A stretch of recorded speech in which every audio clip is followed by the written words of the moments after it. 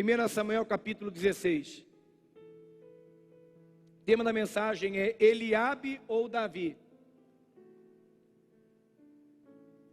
Você tem coração de Eliabe ou coração de Davi? Se você tiver liberdade ou até um pouco de intimidade com essa pessoa do seu lado, com respeito, pergunte para ele: você é Eliabe ou você é Davi? Agora quem for Davi fala: mas que pergunta é essa? Você sabe que eu sou Davi? Mas é o Davi da Bíblia aqui. Eliabe é irmão de Davi. O tema da mensagem então é Eliabe ou Davi. Vou explicar para vocês. Sexta-feira eu estava com o pastor Marcos de Serqui, nós conversando, e recentemente eu preguei sobre Davi, falei sobre Eliabe, e ele deu um ponto, uma mensagem que ele trouxe. Eu falei: pastor, eu vou pregar, porque eu achei profunda a mensagem, falando sobre Eliabe ou Davi. 1 Samuel capítulo 16 diz assim: disse o Senhor a Samuel: até quando terás pena de Saul, havendo eu rejeitado, para que não reine sobre Israel? Enche um chifre de azeite e vem enviar-te-ei a Jessé, o belemita, porque dentre os seus filhos me provi de um rei. Agora você vai no verso 7. Verso 6, me perdoe, verso 6. Sucedeu que entrando eles, viu a Eliabe e disse consigo: certamente este está perante o Senhor, o seu ungido. Sucedeu que entrando eles, viu Eliabe e disse consigo, certamente está perante o Senhor, o seu ungido.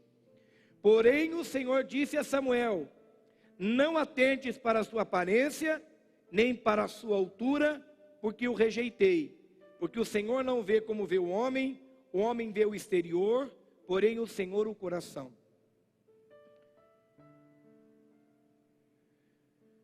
Verso 10 diz assim: assim fez passar Jessé os seus 7 filhos diante de Samuel. Porém Samuel disse a Jessé: o Senhor não escolheu estes. Perguntou Samuel a Jessé: acabaram-se os teus filhos? Ele respondeu: ainda falta o mais moço, que está apacentando as ovelhas. Disse, pois, Samuel a Jessé: manda chamá-lo, pois não nos assentaremos à mesa sem que ele venha. Então mandou chamá-lo e fê-lo entrar. Era ele ruivo, de belos olhos e boa aparência. Disse o Senhor: levanta-te e unge-o, pois este é ele. Tomou Samuel o chifre de azeite e ungiu no meio dos seus irmãos, e daquele dia em diante, o Espírito do Senhor se apossou de Davi. Então Samuel se levantou e foi para Ramá. Até aqui. Senhor, fala com tua igreja, com teu povo, com cada um que esteja nos ouvindo, nos assistindo, e as nossos irmãos queridos que estão aqui na igreja para acompanhar essa reunião. Fala, ó Deus, usa a minha vida para que eu seja um instrumento nas tuas mãos para falar com o povo que o Senhor tem escolhido para receber esta palavra, e esse povo que abre o coração para receber a palavra de Deus. Assim nós oramos e cremos em nome de Jesus. Amém. A primeira coisa que eu queria que vocês observassem nesse texto foi quando Deus disse para Samuel que havia rejeitado a Saul. É muito forte isso. Pode Deus rejeitar alguém? Pode Deus dizer assim: eu te rejeito? Mas aqui nós estamos vendo o que ocorreu. Saul fez tantas coisas erradas diante de Deus. Saul fez tantas coisas que entristeceu a Deus, que Deus o rejeitou. Que nenhum de nós possamos chegar a um ponto como esse, de sentirmos rejeitados por Deus. A gente vê muitos trechos lindos na Bíblia, dizendo assim: ah, Deus é amor, Jesus, sim, eu concordo plenamente, e Deus tem uma misericórdia grandiosa. mas tudo tem tolerância. Porque muitas pessoas sofrem? Porque muitas vezes elas brincaram com a fé em Deus. Elas brincaram com Deus. Elas não levaram a sério a Deus. Elas foram brincando, até um certo ponto. Não é que Deus não ama mais essa pessoa, mas Deus não tem mais o que? Não tem a comunhão de tantos erros e falhas que aquela pessoa cometeu. Ela tem que se esforçar para agradar a Deus, né? Chega um certo ponto que a Bíblia fala que Deus rejeitou a Saul. Houve uma rejeição de Deus por Saul. Quem está dizendo isso não sou eu, é a Bíblia. Disse o Senhor a Samuel: até quando terás pena de Saul, havendo eu, Deus, rejeitado? Muitas vezes eu vejo na igreja, tem pessoas que têm pena, tem pessoas que ajudam, eu até dá oferta onde Deus não mandou você dar ofertar. Pessoas que Deus não quer ajudar. Mas como Deus não quer ajudar? Está aqui, irmãos. Deus disse assim para Samuel: Samuel, até quando você terá pena de Saul? Até quando você terá pena de Saul? Até quando? Meu irmão, tem vezes que nós estamos tendo pena de pessoas que não merecem. Tem vezes que você está ajudando pessoas que não quer ajuda. Tem vezes que você está investindo em pessoas que não é para ser investido. Cuidado quando você faz aquilo que Deus não mandou você fazer.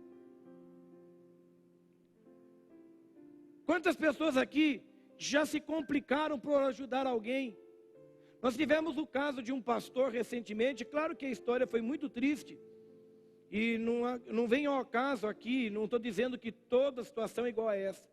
Mas esse pastor, um homem muito amado por toda a sua denominação, ele foi morto por um filho de criação. O filho, endoidecido por causa de drogas, pelo menos foi o que chegou até nós. Um dia, sabe lá o que aconteceu dentro de casa? Ele matou o pai. O pai que o amou, o pai que tirou aquele menino do lamaçal, da sujeira, aquele menino foi e matou o pai. Que tristeza. Quantas vezes você quer ajudar alguém e essa pessoa vai te prejudicar? Quantas vezes você quer de repente dar um emprego para alguém, essa pessoa que você tirou lá do lamaçal, e a pessoa de repente começa a te prejudicar? Cuidado. Nosso Deus é justiça. Olha o que a Bíblia está dizendo aqui.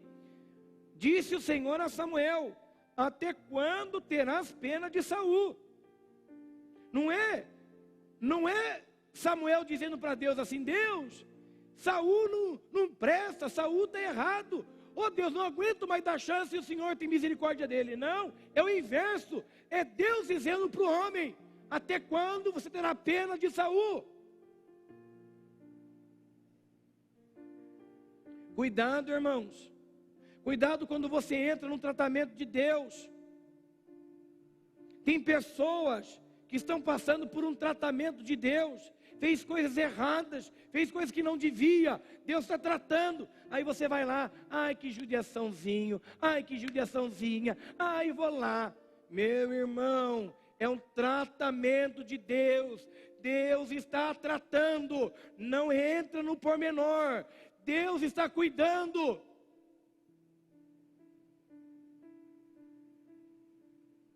Você muitas vezes: ai, mas eu vou dar uma palavra amiga, ai, eu vou dar uma palavra de restauração.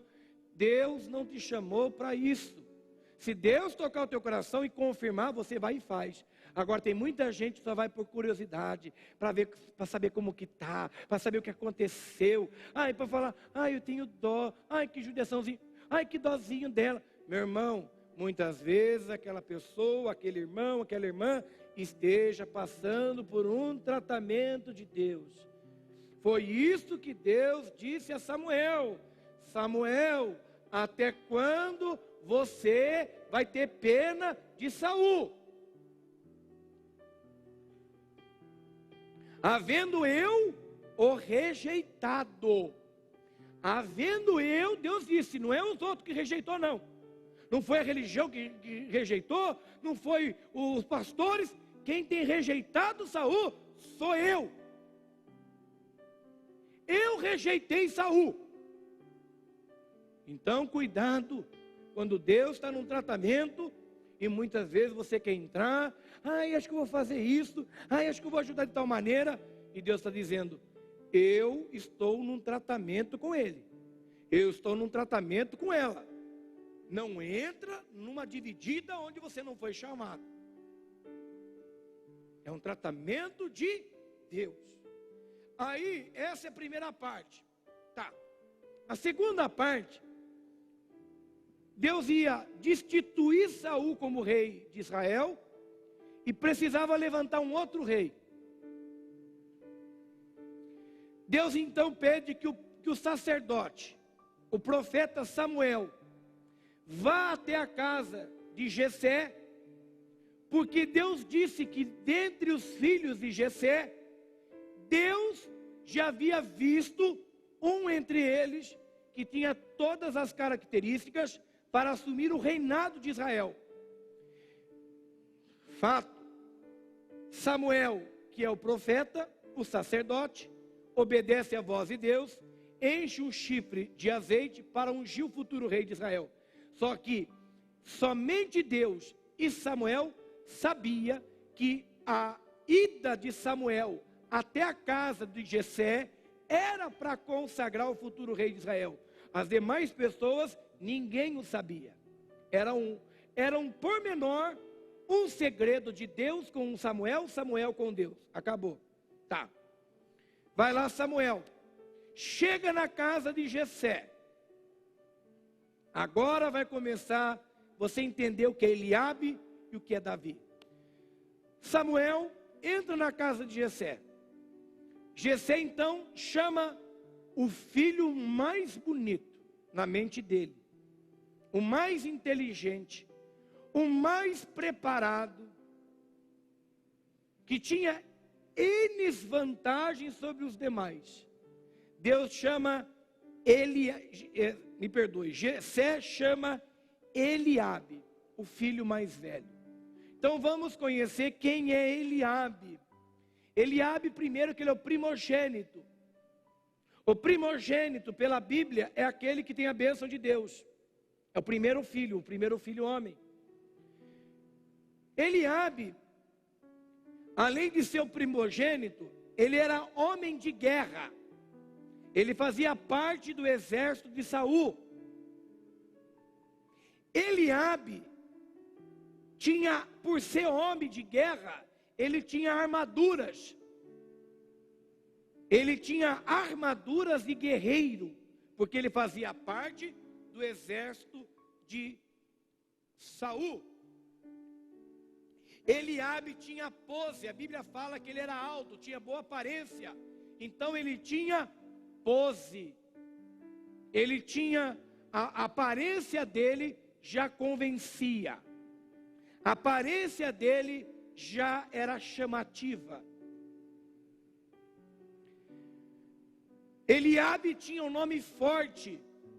Sabe o que significa a palavra Eliabe? Significa Deus é Pai. Olha o significado do nome, Deus é Pai. Eliabe tinha treinamento. Por ser um guerreiro, tinha treinamento de guerra. Eliabe tinha a bênção de ser o filho mais velho, como já falei no início, a primogenitura. Eliabe tinha a admiração do seu pai. O seu pai o admirava. Quantas vantagens, hein? Por isso que quando Eliabe é chamado na sala ou aonde eles estavam, que ele entra, a Bíblia fala que Samuel, um profeta, um sacerdote, um homem de Deus, o homem que ouvia Deus falar com ele, Samuel se confunde, e Samuel se levanta, e Samuel diz assim a Bíblia, olha o que Samuel diz, certamente, ele afirma, o profeta diz, certamente está perante o Deus, o Senhor, o seu ungido. O próprio sacerdote, o próprio profeta Samuel se confunde e é levado pelos olhos, é levado pela aparência, é levado pelaquilo que Eliabe apresentava a ser.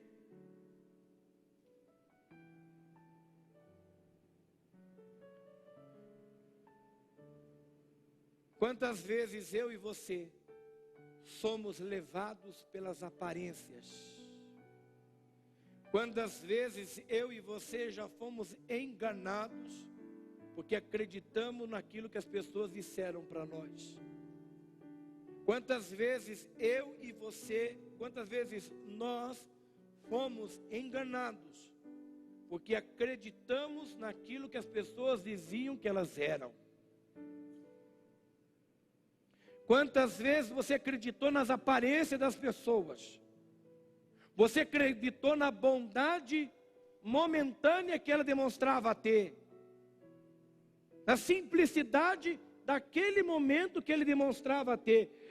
Na hora que ele foi pedir emprego para você, que sentou na sua mesa, na frente de você, e foi bonito, falava palavras bonitas, manso, sim senhor, não, eu estou bem, olha o que o senhor puder pagar, eu estou feliz com o que o senhor pagar para mim.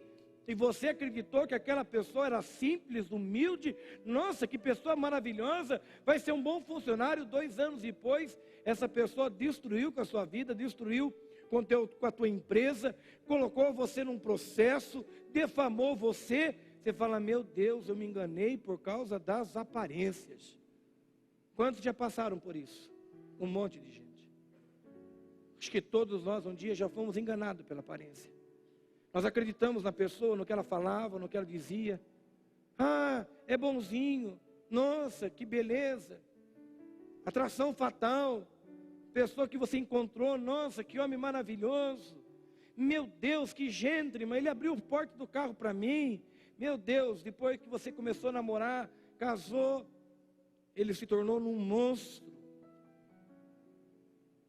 Bate em você, judia de você, tranca você dentro de casa, dá murro na sua boca, fala, meu Jesus.